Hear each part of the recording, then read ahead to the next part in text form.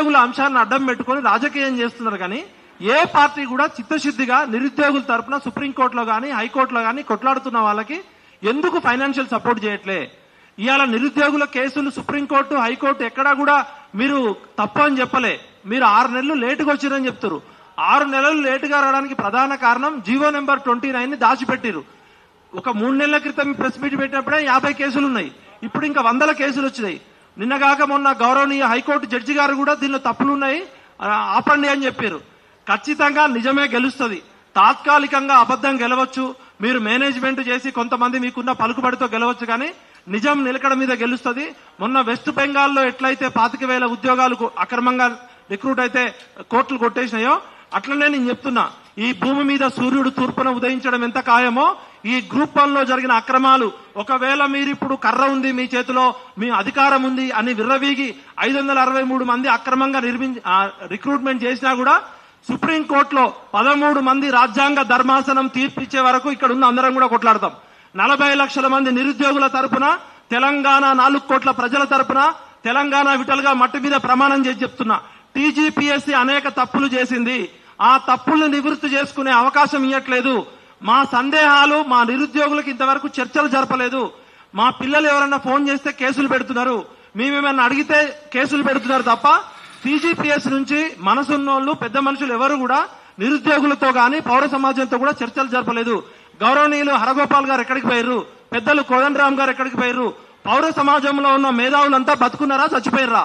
గత 6 నెలల నుంచి 10 నెలల నుంచి పిల్లలు రోడ్ల మీద పడి లాఠీ దెబ్బలు తింటూ, తిన్నా తినకపోయినా లక్షల రూపాయలు చందాలు వేసుకొని సుప్రీంకోర్టు హైకోర్టులో పెడుతుంటే అన్ని రాజకీయ పార్టీలు వీళ్ళని వాడుకుంటున్నాయి తప్ప ఏ రాజకీయ పార్టీ కూడా వీళ్ళ సుప్రీంకోర్టులో గానీ హైకోర్టులో గానీ వీళ్ళకి కావాల్సిన సపోర్ట్ ఎందుకు ఇవ్వట్లేదు? టీజీపీఎస్సీ దగ్గర మేము కట్టిన డబ్బులు ఉన్నాయి, వాళ్ళు నిమిషానికి లక్షల రూపాయల లాయర్లు పెడుతూ నిరుద్యోగులకు వ్యతిరేకంగా వాదిస్తున్నారు.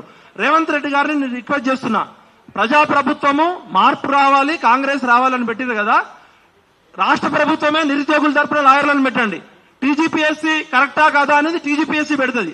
నిరుద్యోగుల తరపున రాష్ట్ర ప్రభుత్వం, రేవంత్ రెడ్డి ప్రభుత్వమే డబ్బులు పెట్టాలి. విద్యాశాఖ మంత్రి లేడు, ముఖ్యమంత్రి కలవడు, టీజీపీఎస్సీ ఎవరైనా పోతే అరెస్ట్ చేస్తారు. దీని మీద అలీబాబా అరడజన్ దొంగలాగా ఒక పరీక్ష 1000 తప్పులున్నాయి. నేను గౌరవనీయులు బుర్రా వెంకటేశం గారిని, నవీన్ నికోలాస్ గారిని రిక్వెస్ట్ చేస్తున్నా, రేపు మేము మార్నింగ్ మీ దగ్గరకు వస్తాం, మాకు అపాయింట్మెంట్ ఇవ్వండి. మా వాదనలో ఏమన్నా తప్పులుంటే ప్రూవ్ చేయండి, మా అనుమానాలు నివృత్తి చేయండి. దయచేసి ప్రజాస్వామ్యాన్ని కాపాడండి. అన్ని రాజకీయ పార్టీని రిక్వెస్ట్ చేస్తున్నాం, వార్నింగ్ ఇస్తున్నాం. 40 లక్షల మంది నిరుద్యోగులు రోడ్డు మీదకి వస్తే ఏ ఆర్మీ కూడా తట్టుకోలేదు. ఒక బాధ్యత గల జర్నలిస్ట్ గా, ఒక తెలంగాణ పౌరుడిగా, తెలంగాణ వాదిగా నేను రిక్వెస్ట్ చేస్తున్నా, రాజకీయ ఆరోపణలు చేయడానికో మీ మీద బురద చల్లడానికో ఈ ప్రెస్ మీట్ పెట్టట్లేదు. వీళ్ళందరూ ఈ ప్రెస్ మీట్ పెట్టుకోవడానికి కూడా చందాలు వసూలు చేసుకొని ప్రెస్ మీట్ పెట్టిర్రు. ఇవాళ మాకు ఎన్నో పనులు ఉన్నప్పటికీ కూడా నిరుద్యోగుల మీద బాధతో, ఘనీభవించిన హృదయంతో పృథ్వన్న నేను పదే పదే ఎవరు దిక్కులేని వాళ్ళకి మీకు కనీసం రోడ్డు మీద పడ్డప్పుడు మీకు మేము ఉండాలని తెలంగాణ ఉద్యమకారులుగా ఆ రోజు అర్ధరాత్రి లాఠీ చార్జ్ చేయబోతుంటే, జనార్దన్ మీద మా పిల్లల మీద లాఠీ చార్జ్ చేయబోతుంటే పృథ్వన్న నేను తెల్లవారుజామున 6 గంటల వరకు ఉన్నాం. ఎందుకు మాకు బాధ? మాకేమైనా కొత్తగా పేరు రావాలా? పృథ్వన్నకి నాకేమైనా కొత్తగా ఏమన్నా పేరు వచ్చేది ఉందా? ఎందుకు ఇంత బాధ అవుతుందంటే సమాజంలో ఉన్న పెద్ద మనుషులు, పౌర సమాజం పట్టించుకోవట్లేదు. దయచేసి మేధావులారా, తెలంగాణ వాదులారా, ఇది నిరుద్యోగుల అంశం. నిరుద్యోగుల అంశం అంటే తెలంగాణ అంశం. కాబట్టి నేను 2 చేతులు ఎత్తి మొక్కుతున్నా, ఈ నిరుద్యోగుల సమస్యను పరిష్కరించాల్సిన బాధ్యత మన మీదే ఉంది. ప్రభుత్వానికి నిరుద్యోగులకు మధ్య మనం వారధిలాగా ఉందాం, టీజీపీఎస్ తో చర్చలు జరుపుదాం. బుర్రా వెంకటేశం గారు మీరు మొండి పట్టుదలకు పోకండి. గతంలో మహేందర్ రెడ్డి ఇదే విధంగా మా పిల్లల్ని ర్యాపిడ్ యాక్షన్ ఫోర్స్ పెట్టి పోలీసు లాఠీ దెబ్బలు పెట్టి కేసులు పెట్టిండు. ఇప్పుడు ఎవరైనా పిల్లలు ఫోన్ చేస్తే కేసులు పెడుతున్నారు. అశోక్ మీద కేసులు పెట్టిరు. మేమేమంటున్నాం, డెమోక్రసీలో డైలాగు, డిబేటు, డిస్కషన్ ఉండాలి. గ్రూప్ 1 లో జరిగిన 100 తప్పుల మీద మా మిత్రులు మాట్లాడతారు. ఒకసారి వాటర్ అయ్యాము.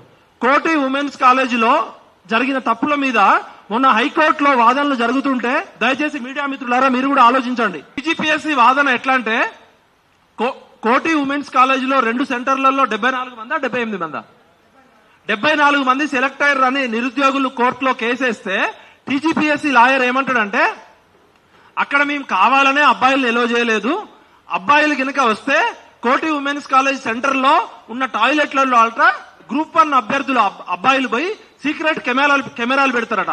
అందుకనే కోటి ఉమెన్స్ కాలేజీలో కేవలం ఇంగ్లీష్ మీడియం అమ్మాయిలు మాత్రమే సెలెక్ట్ చేశారట. కోటి ఉమెన్స్ కాలేజీలో నేను జర్నలిజం ఫ్యాకల్టీగా పనిచేసిన, అసిస్టెంట్ ప్రొఫెసర్ గా పనిచేసిన, journalism head of the department గా పనిచేసిన. నేను పనిచేసినప్పుడు మరి మేము కూడా టాయిలెట్ కు పోయినాం. నాతో పాటు 50 మంది 100 మంది మేల్ ఫ్యాకల్టీ ఉన్నారు అక్కడ. కోటి ఉమెన్స్ కాలేజీలో మేల్ కి ఫిమేల్ కి సపరేట్ టాయిలెట్స్ ఉన్నాయి. అదే విధంగా ఒక కోటి ఉమెన్స్ కాలేజీలో ప్రతి ఆదివారం గానీ వీలున్నప్పుడల్లా కూడా స్టాఫ్ సెలక్షన్ కమిషన్ ఎగ్జామ్ గానీ, రైల్వే రిక్రూట్మెంట్ బోర్డు ఎగ్జామ్ గానీ, యూపీఎస్సీ ఎగ్జామ్ గానీ జరిగినాయి. ఈ టీజీపీఎస్సీ ఎగ్జామ్ కి ముందే యూపీఎస్సీ ఎగ్జామ్స్ జరిగినాయి. అంటే మగవాళ్ళని ఎంత దారుణంగా అవమానం చేయడం అంటే, కోటి ఉమెన్స్ కాలేజీలో ఉన్న టాయిలెట్లలో కెమెరాలు పెట్టడానికి గ్రూప్ 1 ప్రిలిమ్స్ క్వాలిఫై అవుతారు, గ్రూప్ 1 లో ఉన్న 7 మెయిన్స్ చెప్తారా, చెప్పుతో కొడతారు ఎవడన్నా ఈ వాదన చెప్పిన వాళ్ళు విన్నోళ్ళంటే. అంటే ఎంత దారుణంగా టీజీపీఎస్సీ దిగజారింది. దయచేసి డిస్టర్బ్ చేయకండి ప్లీజ్ మిత్రులారా. టీజీపీఎస్సీలో ఒకటే సెంటర్లలో అమ్మాయిలను ఎందుకు వేసిర్రు అంటే, మగ అభ్యర్థులు వచ్చి టాయిలెట్లలో కెమెరాలు పెడతారని అంటున్నారు. మరి అదే విధంగా చాలా సెంటర్లలో అమ్మాయిలు ఉన్నాయి, మరి అక్కడ చాలా సెంటర్లలో కేవలం అమ్మాయిలే ఉన్నారు. మరి అక్కడ అమ్మాయిల సెక్యూరిటీ పరిస్థితి ఏంది? గౌరవనీయులు మా పృథ్వన్న గారికి స్వాగతం, అదేవిధంగా తుర్క నరసింహన్న గారికి స్వాగతం. అన్న కొంచెం పృథ్వన్న గారికి. ఎంత దారుణమైన విషయం అంటే, అన్న రండి, సభ్య సమాజం మొత్తం హైకోర్టుకి టీజీపీఎస్సీ ఇచ్చింది ఏంటంటే, కోటి ఉమెన్స్ కాలేజీలో సీక్రెట్ కెమెరాలు పెడతారట. మరి మిగతా కాలేజీలలో కూడా అమ్మాయిలు ఉన్నారు కదా, మళ్ళీ వాళ్ళ సెక్యూరిటీ గురించి మీరేం జాగ్రత్తలు తీసుకున్నారు? ఇలా చెప్పుకుంటే పోతే చాలా వివరాలు ఉన్నాయి. ఇప్పుడు ఇంకా చాలా విషయాలు అభ్యర్థులు మాట్లాడతారు. తర్వాత మా పృథ్వన్న, మా పూర్ణచంద్ర గారు, మా నరసింహ గారు సపోర్టింగ్ గా వచ్చినందుకు ధన్యవాదాలు చెప్తూ, ముఖ్యంగా అభ్యర్థులు గతంలో చెప్పిన విషయాలు కాకుండా క్లుప్తంగా మీడియాకి పాయింట్స్ తోటి లాజికల్ గా చెప్పండి.